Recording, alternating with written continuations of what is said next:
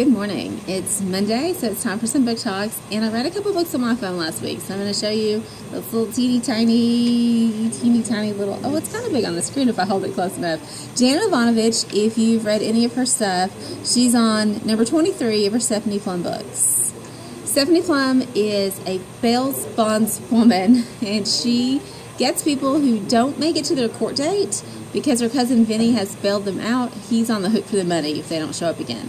So it's her job to get failure to appears to show back up at the courthouse and reschedule.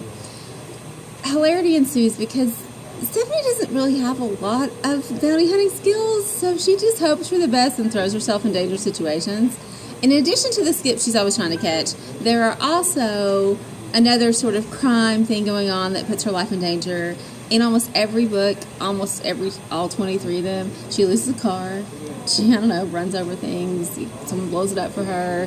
She hits a tree. She runs over a clown. I mean, it's funny. They're not any different from 1 to 23. There's no real personal growth. There's two hot guys, and Stephanie and her sidekick, Lulu. They're so funny. They're literally laugh out loud funny. I was reading them in a break at Knoxville at the conference and laughing out loud, and people on the couches around me are looking at me like I have two heads, but they're funny. So, very funny book. We don't have Turbo 23, but we have a couple of the early ones if you're interested, and you can also check them out online on the public library. So that's another good place to look for them if you want some laugh out loud bounty hunter fun. I also read a book called The Marriage Lie. It's an adult contemporary, so we won't be buying it for the library. But it was very interesting. It was a mystery and what they like to call psychological thrillers, which means they kind of mess with your head. You're not sure if the narrator is reliable. You're not sure if the details they've given you are true. You're not sure if anything that's happening is kind of real. It's really, really good. I was about 2/3 of the way through, and the last sentence in the chapter, I literally gasped out loud and put my phone down. I was like, I can't.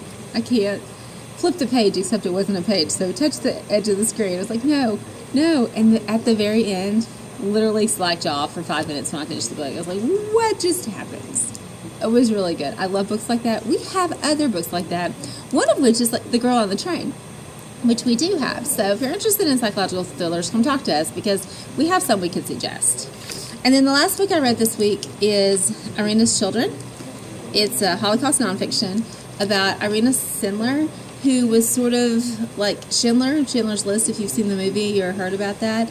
She saved 2,500 children from Warsaw in Poland during the war. And she did it in a lot of different ways, and I really expected the book to be a recap of all the creative ways she managed to smuggle these kids out of the ghetto, but it wasn't. We heard a couple of times about how they drugged babies and put them in toolboxes so they'd be quiet when they went across the checkpoints. There was some of those kind of details, but mostly it was about her network and how she managed to accomplish this amazing goal. And she says herself towards the end of the book, they quote her, that it wasn't all her. She didn't do this by herself in a vacuum. She had friends, she had a network, she had people who helped her. It was really, really interesting. There's so many names, which is great. These people did amazing things and they deserve to be recognized. And there were so many gory details. It was so awful.